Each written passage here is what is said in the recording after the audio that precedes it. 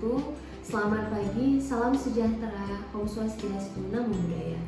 Perkenalkan, nama saya Tria Oktariska SPD MSN. Saya adalah seorang pengajar di program studi Seni Karawitan di Institut Seni Budaya Indonesia Aceh atau lebih sering dikenal dengan sebutan ISBI Aceh. Saya sudah bergabung di ISBI Aceh sejak tahun 2019 hingga sekarang. Selama di sini saya mengampu beberapa mata kuliah, diantaranya mata kuliah pengantar filsafat seni, mata kuliah seminar, mata kuliah adat istiadat Aceh, mata kuliah vokal etnik Aceh, teori seni, antropologi seni, dan ada beberapa mata kuliah lainnya.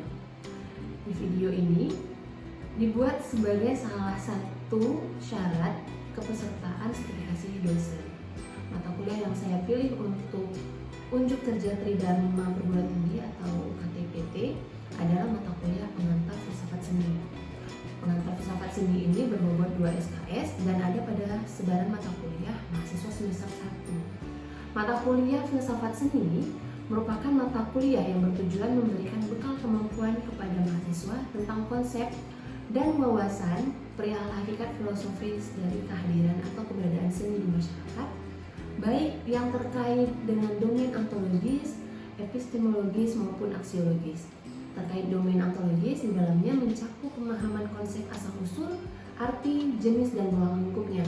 Sementara terkait dengan dimensi epistemologi mencakup berbagai pendekatan dalam penciptaan dan penikmatan seni, baik dalam konteks seni pramodern, modern maupun postmodern.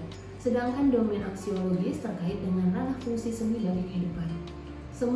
Semua kajian itu dikontekstualkan dalam konteks seni secara umum di masyarakat.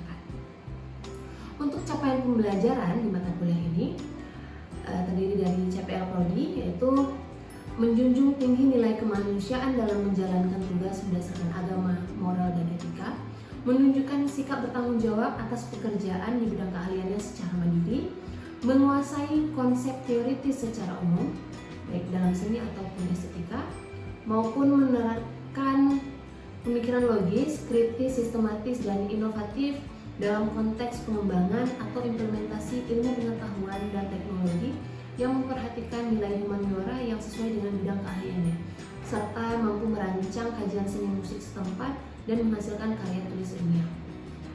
Untuk capaian pembelajaran mata kuliah atau CPMK, mahasiswa mampu menjelaskan pengertian seni, mampu mendefinisikan filsafat seni, mampu menganalisis seni dalam pandangan filsafat, mampu menyelesaikan masalah seni dan estetik, mampu mengkaji seni tradisi Aceh berdasarkan ilmu filsafat, mampu mengomunikasikan seni dalam bentuk kritik seni sebagai pabrik seni, serta mampu menelaah secara kelompok dan individual tentang kedudukan agama dalam filsafat dan ilmu.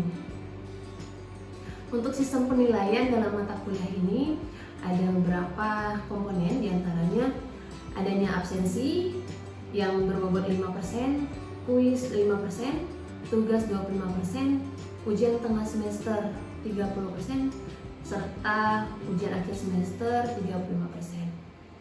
Baiklah, berikut akan saya sajikan video pembelajaran mata kuliah pengantar filsafat seni. Selamat menyaksikan. Assalamualaikum warahmatullahi wabarakatuh. Selamat siang semua teman-teman mahasiswa yang saya sayangi. Pada pertemuan kali ini di mata kuliah filsafat seni, ini kita pertemuan kedua, ya. Sebelumnya untuk memulai perkuliahan kita di hari ini, kita memulai dengan membaca doa sesuai dengan kepercayaan kita masing-masing, ya. Baca doa dimulai.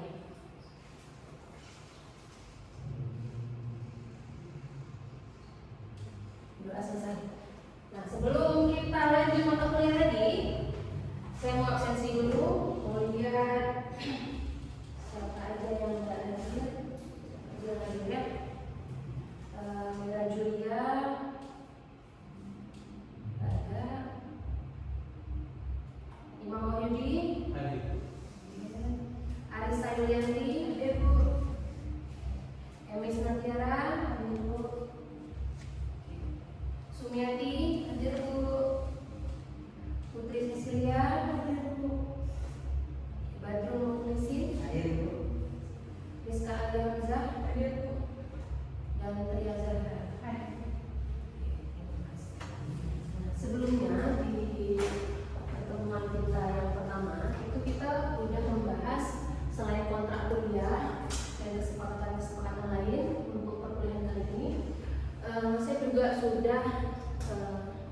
menjelaskan sedikit tentang apa sih itu filsafat, ya.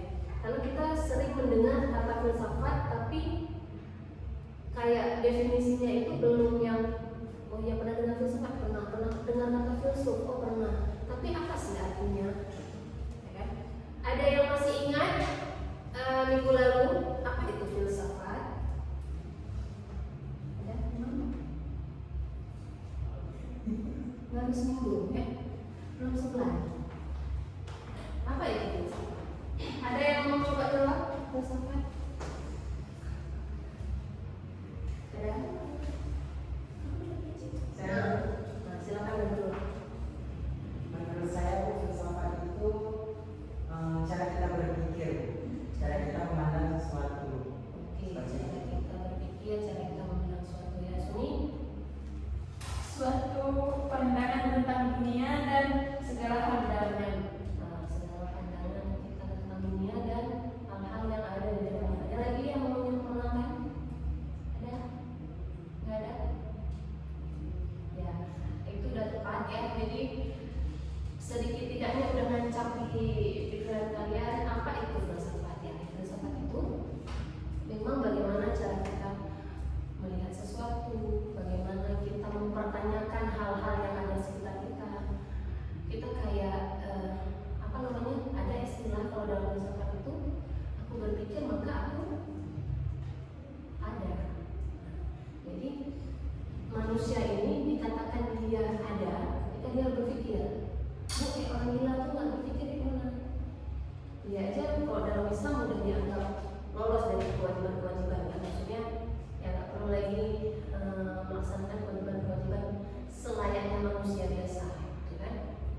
Jadi memang filsafat ini ketika kita berpikir bagaimana sih cara aku makan, kok bisa sih aku makan pakai tangan, kok bisa sih ini? Nah, pertanyaan-pertanyaan itu bisa dikatakan filsafat, ya? Bisa kan? Nah ini, ya, apa itu filsafat? Saya ulang lagi.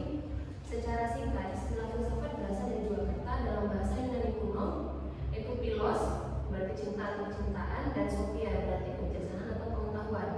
Jadi bisa simpulkan filsafat dapat diterjemahkan sebagai kecintaan terhadap kebijaksanaan atau kecintaan terhadap pengetahuan.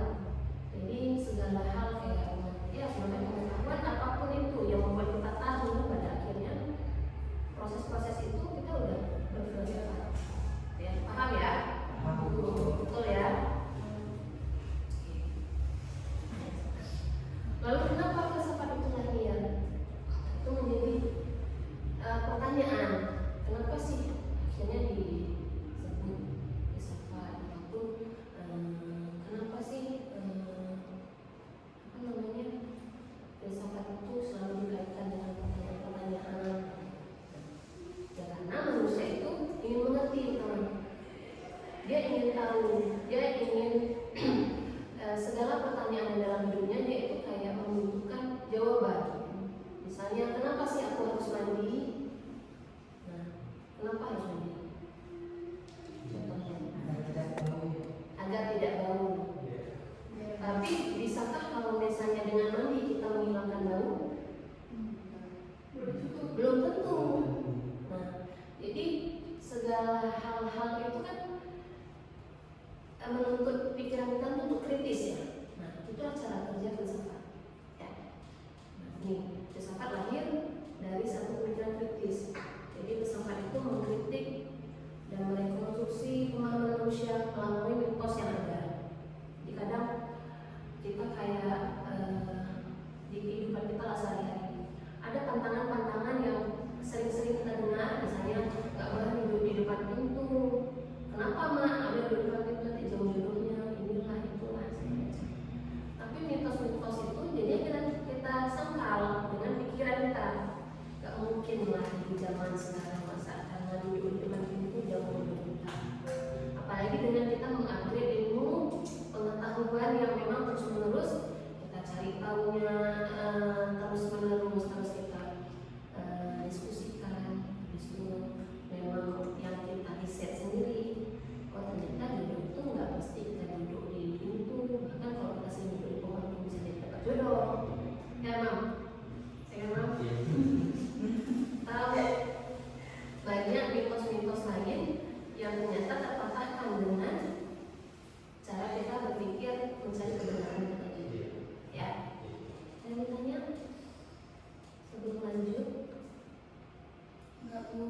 Jelas?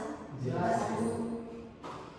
Ini kita karena masih pengantar filsafat ya, jadi nggak terlalu berat pembahasannya. Jadi kita kaitkan dengan contoh-contoh di kehidupan kita sehari-hari.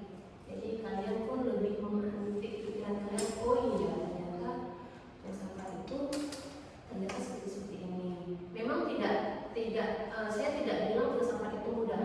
Enggak, tidak semudah itu. Tidak semudah kita menemukan jawaban-jawaban sains. Misalnya 1 tambah 1 2, 2 tambah 2 4. Tidak semudah itu kalau kita berbicara filsafat. Kenapa? Karena terkadang bagaimana kita memilih warna baju ataupun memilih benda-benda yang kita sukai. Kenapa kita pada akhirnya menyukai benda ini? Kenapa kita suka warna ini? Itu terkadang nggak nemu jawabannya apa. Oh mungkin lagi moodnya aja. Atau memang ada pengalaman-pengalaman yang mendasari di belakang itu. Misalnya, oh waktu pas aku pakai baju pink kayaknya aku beruntung. Jadi setiap aku pas pakai baju pink di perkuliahan, ketika ujian apa midterm apa kuis, kayaknya nilai aku selalu 100. Mungkin ada kebetulan di baju pink ini. Suka lah dia sama pink. Nah kita kan nggak bisa mendikte bahwa kamu harus suka pink karena ini nggak bisa. Kan itu. Pola evaluasi itu juga menjadi kenapa sih? Kadang kita karena merasa kalimat filsafat ini berat istilahnya, jadi seolah-olah dia menjadi satu yang suka, padahal dia memang dekat dengan hidup kita. Ya, ini semua aspek yang kita jalani, yang kita lalui, segala kejadian-kejadian itu memang kita pada akhirnya menjadi seorang filsuf, ya, orang yang berfilsafat, ya. Mempelajari filsafat bukan semata-mata mempelajari sejumlah fakta. Jadi mempelajari filsafat artinya belajar untuk menjadi kritis, menulis, lebih luas dan ya, matematikawan mengamati dengan teliti pembuktian rekan sejawat dan mengoreksi kesalahan siswanya. Ilmuwan eksperimental mengelaborasi eksperimen sebagai tes terhadap teori. Sejarawan menguji ilmuwan rekan sejawatnya menggunakan sumber primer. Perbedaan dan esensi gaya kritis filsafat sejatinya terdapat pada hal berikut, tak ada satupun yang tak dapat digugat. Jadi teman-teman itu ya bisa aja digugat kalau misalnya kita berpikir secara kritis. Ya. Itu kita udah bahas terkait filsafat itu yang filsafat secara umum. Udah kita jelas tadi. Selanjutnya kita bahas karena kita topiknya adalah kampus seni. Nah, kita bahas sekarang filsafat seni. Filsafat seni merupakan cabang dari ilmu estetik filsafat yang khusus menelaah tentang seni. Jadi filsafat seni ini dia udah konsep. Dia memang udah menjurus kita bahas seni apa-apa aja di dalam seni. Nah, seperti yang kalian tahu, di dalam seni ada apa-apa aja? Ada seni rupa, seni pertunjukan. Itu cabang-cabang misalnya seni apa? Estetika. Itu di dalam filsafat seni ada estetika, ada semiotika, ada nanti rumpun-rumpun lain yang ada di dalamnya, kan banyak ya. Kalau misalnya kita berbicara filsafat seni, itu menurut si Lucius Garvin, batasan filsafat seni itu the branch of philosophy which deals with the theory of art creation, art experience, and art criticism. Artinya filsafat seni merupakan cabang filsafat yang berhubungan dengan teori tentang penciptaan seni, pengalaman seni, dan kritik seni. Nah, di dalam seni ini tadi ada namanya, ya boleh dari seni rupa kah, boleh pertunjukan kah. Di dalam itu kan ada namanya kita apakah dia buat karya kah. Nah, ketika dia buat karya, otomatis ada ide penciptaannya, bagaimana nanti karya ini dibentuk, bagaimana kita bisa mewujudkan karya ini menjadi satu wujud yang bisa dilihat, apakah dilihat pertunjukan ataupun didengarkan, gitu kan kalau di bagian musik. Nah, bagaimana proses-proses segala macam ini kita membutuhkan pikiran, membutuhkan pengetahuan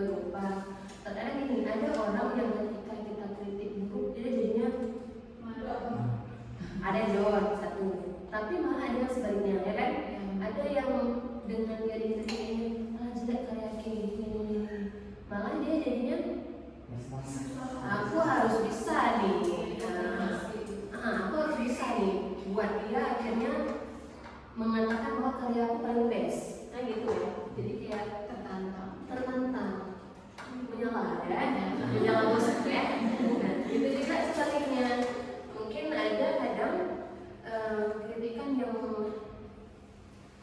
terdengar baik-baik aja jadi buat dia ngestak lepas, udah puas dia sama itu, jadi dia nggak ada motivasi untuk makin. Iya, jadi memang kritik itu penilaian yang untuk membangun semakin baik. Jadi makanya kalaupun kita di dalam seni ini, kita emang harus punya hati yang lapang terhadap kritikan-kritikan orang. Jadi jangan melempem mental, baper. Emang tergantung, saya bilang memang jangan baper, jangan ini dan itu. Karena pembawaan tanda itu nggak bisa kita prediksi.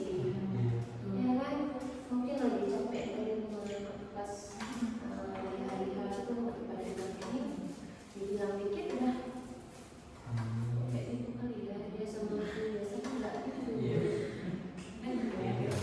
Karena kita nggak bisa prediksi memang, kita prediksi hari kita di hari itu. Mau kita swing. Ada yang bertanya, Bu, misalnya ini ada? Skip. Tadi ada 15 nih. Nah, ini ya. Jadi kayak tadi itu menurut siapa tadi si Rufin ya sebelumnya. Ini ada taksonomi masalah-masalah yang ada dalam filsafat seni. Jadi kalau kita berbicara tentang filsafat seni, otomatis ada kadang problem-problem ataupun permasalahan-permasalahan yang timbul dari situ. Jadi ada dia konteks seni, seniman, pabrik seni, juga seni, nilai-nilai seni dan pengalaman. Nah itu nanti di dalam poin-poin itu ada isian-isian lagi. Jadi kayak misalnya konteks seni, dia nanti bahas tentang apa dan masalahnya. Lalu misalnya kayak si seniman, apa-apa aja di dalamnya. Contoh lah misalnya permasalahan seniman dari selera dia ataupun dari apa namanya yang membentuk si seniman ini. Misalnya di latar belakang dia di daerah, contohnya di daerah yang dominasinya itu hidup di lingkungan dangdut atau apa, itu membentuk sebenarnya. Jadi si seniman ini jelas jadinya tercipta karakter sesuai dengan bagaimana dia tinggal atau bagaimana dia ya. Terus pabrik seni tahu? Belum. Ya, yes. Betul sih, ada pabrik seni itu, yes, pabrik.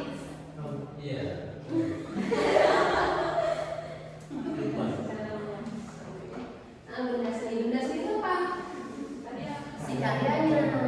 Tadi ya, benda seni itu? Nilai seni itu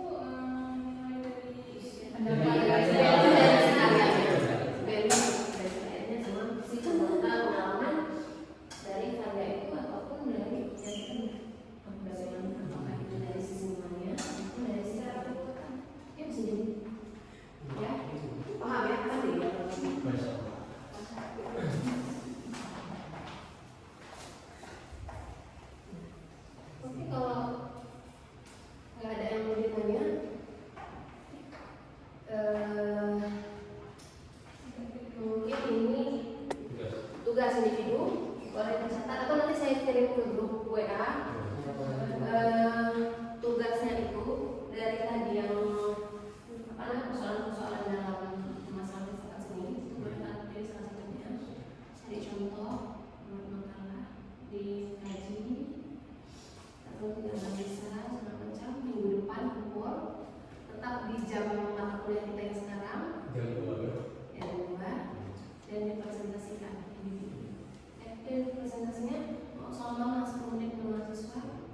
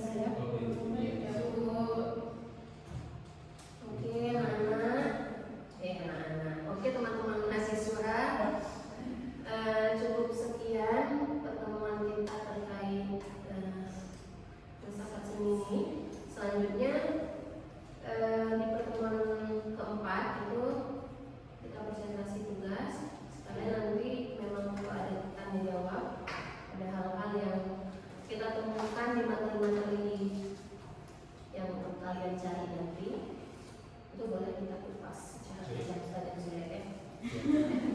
Ya.